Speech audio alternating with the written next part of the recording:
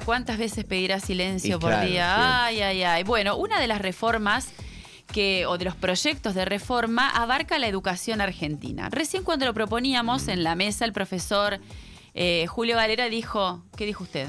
No, que la educación básicamente es sostenida y depende de las provincias. Ajá. Que hay como un Ministerio de Educación que no tiene escuelas. Y el proyecto... Claro, ¿para qué está el Ministerio de Educación de la Y Nación? una buena pregunta. Bueno, vamos a tratar de entender qué es lo que está pasando con la educación argentina, qué reformas se pueden hacer, qué pasa cuando se les va a otorgar a los padres la responsabilidad de que los chicos vayan de manera presencial o no a las escuelas, que las escuelas elijan la currícula a modo de competencia entre ellas para poder captar la atención de los chicos, que ya no sea ni pública ni laica. Para eso está junto a nosotros el profesor Pablo Álvarez Miorelli. Él es docente de educación primaria y secundaria, es escritor, está diplomado en género y derechos humanos y es integrante de Forestar Vínculos. Profesor Pablo Álvarez Miorelli, soy Andrea, está el profesor Galera, Martín Echagüe, Marcelo Medina. ¿Cómo le va? ¿Cómo está usted? Hola, buen día, Andrea. Bueno, con semejante equipo, yo me estoy preguntando, ¿y qué hago yo ahí? Ah, no, pero nosotros No es planteamos para un montón de tanto. dudas, profe, y usted debe tener las respuestas. ¿Cómo observa usted este proyecto de reforma educativa que se plantea a nivel nacional? ¿Cuál es su expectativa y su sensación? Y la expectativa es que la historia se repite, esto es lo obvio. O sea, a este proceso lo vivimos en los 90. Yo en los 90 transitaba a la escuela secundaria, que de pronto pasa a ser la EGB3. A esto ya lo vivimos, que tiene una significancia de privatización en lo simbólico. No solo en el financiamiento, sino también en lo simbólico, es decir, quién se hace cargo de las transmisiones culturales y de las producciones culturales de las nuevas generaciones. El kit de la cuestión es eso. Y cuando hablamos de transmisiones culturales, que es simbólico, tiene que ver con las subjetividades, con ciertas cuestiones que necesariamente cuando uno habla de Estado es colectivo. Por ejemplo, la idea de Estado-Nación. Uno de los primeros principios que tiene la escuela pública es esta idea de homogeneizar, si se quiere el término, de brindar a las nuevas generaciones un sentido de pertenencia común.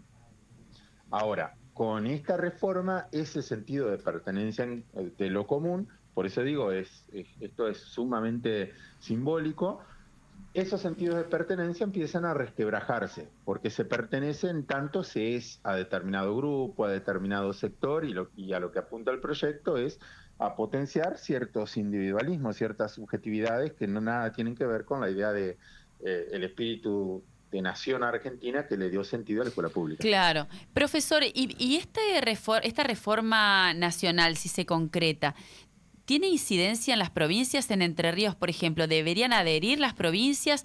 ¿Es obligatorio si se hace? ¿Se puede llevar a cabo en Entre Ríos, usted que tiene tanta experiencia en aula?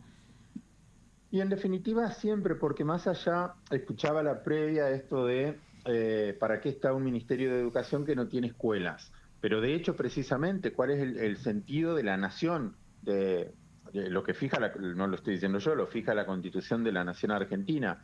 La idea de cohesionar lo simbólico, las diversidades. Nosotros en la reforma de 1994 incluso se plantean, se reconocen las diversidades culturales, se avanza después con una ley reglamentaria del Día de la Diversidad Cultural.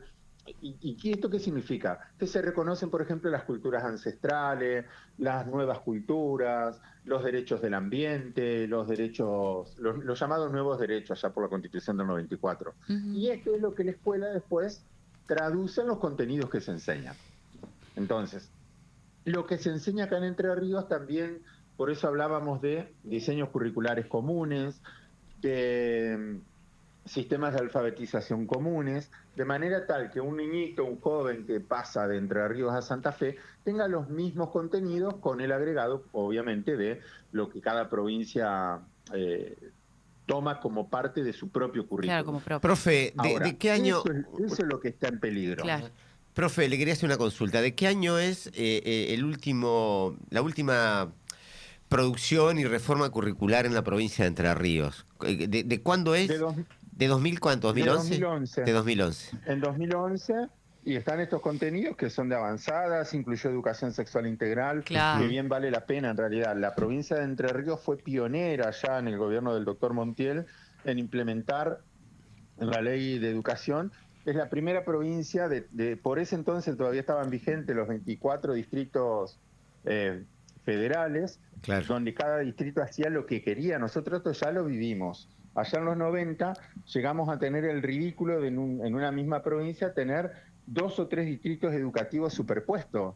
En unas provincias todavía estaban vigentes la EGB3, en otra no, en una implementaban el polimodal, en otra no. Eso ya lo vivimos con el desfinanciamiento y la destrucción de técnica. Profe. Los diseños nuestros en la provincia son de avanzada, son de 2011 Claro. y realmente son innovadores. Claro. ¿Cuál es tu visión sobre el crecimiento de la matrícula de las escuelas públicas de gestión privada en la provincia de Entre Ríos? Y hoy, por lo que estamos viendo, que tiene mucho que ver con que hay familias que no están pudiendo pagar las cuotas, está bajando muchísimo. De hecho, nosotros acá en Marcelino estamos sobrematriculados, también soy profe del Bicentenario, y estamos recibiendo estudiantes que vienen de escuelas públicas de gestión privada porque los papás no pueden pagar la cuota. Es decir, esto ya lo estamos viendo. Hay una baja de matrícula que de alguna manera se sostienen esas faltantes con los subsidios que otorga el Estado. Pero nosotros sí estamos recibiendo en las escuelas públicas de gestión pública, estamos recibiendo estudiantes. De hecho, nosotros, por ejemplo, acabo de reunirme con la rectora del secundario y ya tienen para el primer año el cupo completo. Mira. Profesor, ¿y en qué rol quedan los docentes con este proyecto de reforma? Porque casi te diría que es lo que propone una competencia entre escuelas para captar alumnos a modo de clientes que puedan abonar una cuota o una matrícula en el caso de las escuelas aranceladas, que además también se va a poder enseñar religión. ¿Cuál va a ser la figura del docente? Y hoy por hoy apunta a eso. Primero, insisto con esto, es lo que no se está discutiendo y qué es lo que hay que discutir, que es lo simbólico.